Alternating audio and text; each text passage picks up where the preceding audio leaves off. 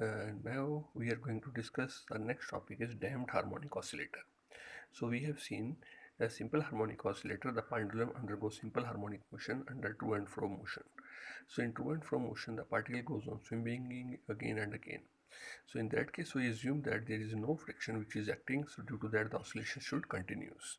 So if we take that experiment of pendulum or any other vibration in vacuum, so they will go on continually because no external force is acting.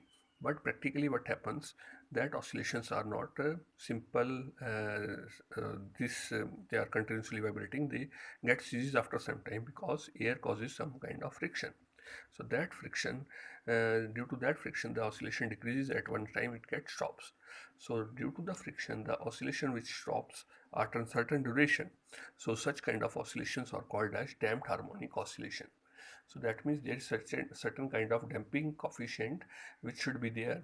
So which is reducing the oscillation to that one. So today we are going to discuss about the damped harmonic oscillation. So let us start with this in details.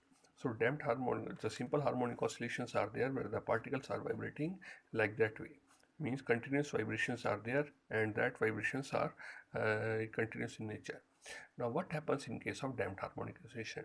Let us say since in harmonic oscillation the restoring force was acting which causes the particle to come back to the normal position. So now here there is a frictional force which is acting which is equal to inversely direct proportional to the velocity. So where A is called as the damping coefficient and V is the velocity. So damping and A is called as the damping coefficient and V is called as the velocity. Now, so during damping, the time period of the oscillation decreases and object stops. Now, what happens if the friction is value is very small? So, when the friction is very small, so that kind of oscillation is called as if friction is small. Friction is small, so that kind of oscillation is called as underdamped oscillation. Underdamped. But if the friction is very large, friction is very large, then it is called as very large. Then it is called as overdamped oscillation. Overdamped oscillation. So we have discussed all this in details. So let us discuss one by one. So this was all about the introduction of the harmonic oscillator. Now let us find the equation of motion for harmonic oscillator. Now damped harmonic oscillator.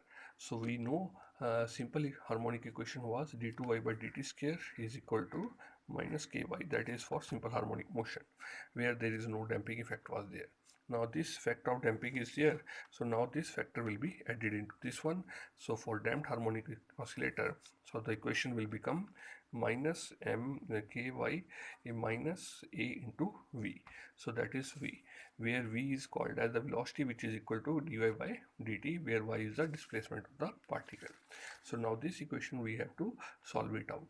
Now we can write this as d2y by dt square is equal to minus k by m into y minus a by m into v. So that is this kind of thing. Or we can put the value of this one. So d2y by dt square is equal to minus a by m dy by dt minus k by m into y. So that is the first part of the equation. Or let we put k by m is equal to omega naught square and a by m is equal to a by 2m is equal to gamma. So that means we get this equation as in the form of d2y by dt square is equal to minus 2 gamma dy by dt and minus omega naught square y.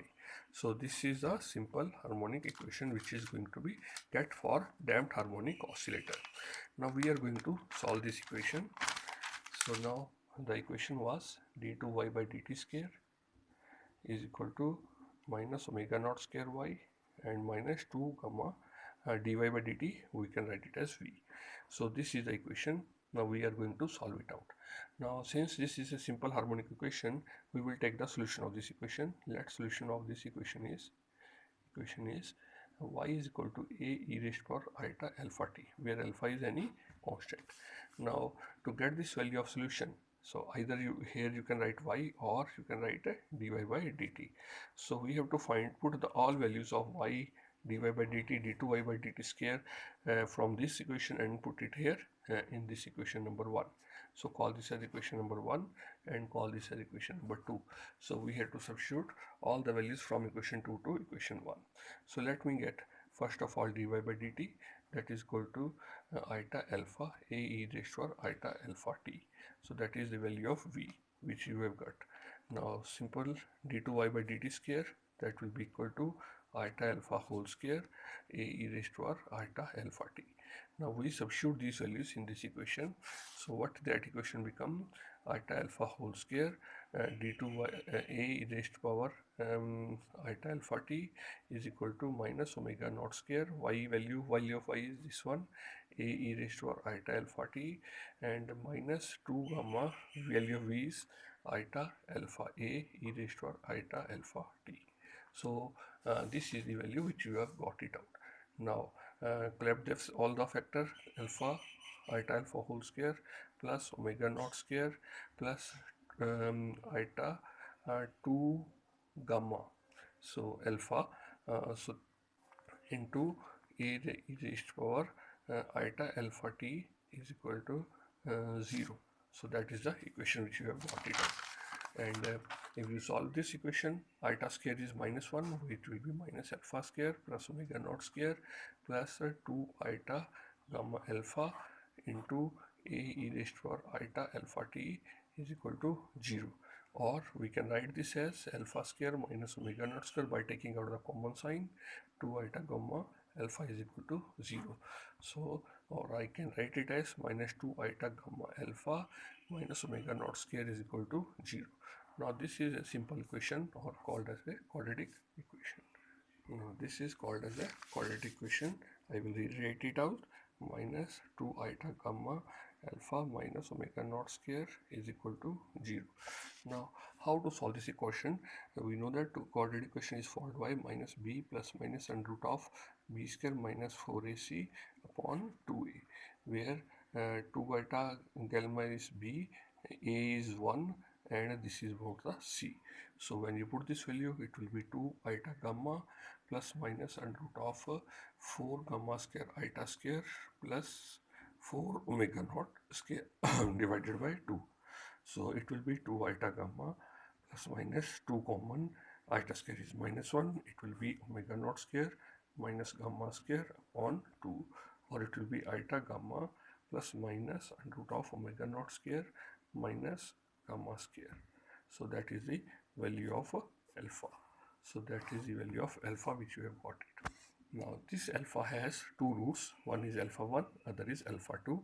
Alpha 1 is called as eta gamma plus minus omega, or plus omega, and alpha 2 is equal to eta gamma minus omega, where omega is under root of omega naught square minus gamma square, where omega is this one. So we can get the two values of this equation. So we have got the two independent solution, that is y1 is equal to a e raised to eta eta gamma plus omega into t. We have put the values of alpha, so it can written as a e raised to eta square gamma into t into e raised to eta omega into t. So that means a e raised to minus gamma into t e raised to eta omega into t. That is the first solution, or we can write it as a1. So similarly y2 will be equal to a2 e raised to eta omega eta gamma minus omega into t. So again a2 e raised to eta square gamma into t into e raised to minus eta omega into t. So that means a2 e raised to minus gamma into t into e raised to minus eta omega into t. So these are the two solutions of this equation. So, and the combined solution of this equation can be written as,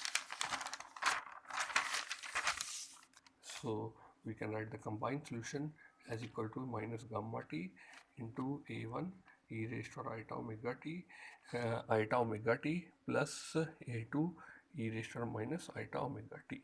So now this is the general equation which have been made it out. So from this equation we can find out various factors. Now let us consider the special cases which we are going to discuss. Now first case is in case of underdamping. Underdamping we have seen The restoring force is much larger than the frictional force, that is omega naught square is much larger than gamma square. So restoring force is much gamma is larger than. Now put these values of E, this one and this in the form of sine and cosine. So we know that e raised to iota omega t can be written as cos omega t plus iota sine omega t, and e raised to minus iota omega t is equal to cos omega t minus iota sine omega t. So when you put this value over here, so we will get e raised to minus gamma t. So it will be a1 plus a2 and cos omega t and plus iota of a1 minus a2 into sine omega t. Now, so that values when you substitute and solve it out. Now let a1 plus a2 we put it out as equal to a naught sine phi, and iota of a1 minus a2 is put it as a naught cos phi. So when you put it out, so we will get e raised to minus gamma t into a naught sine phi cos omega t plus a naught plus a naught plus a naught cos phi sine omega t. So when you formulate this equation, so it will be a naught e raised to minus gamma t sine of omega t plus phi. So that is the general equation which you are used to get is out. So that is the main equation. So that means we are at we could write it as y is equal to at sine of omega t plus phi, where amplitude is equal to a naught e raised to r minus gamma into t. So that means this shows that amplitude decreases exponentially depending on the gamma. So like this way. So that is the exponentially the decay of amplitude is going to there in underdamped oscillator. So we will continue with this with the next part.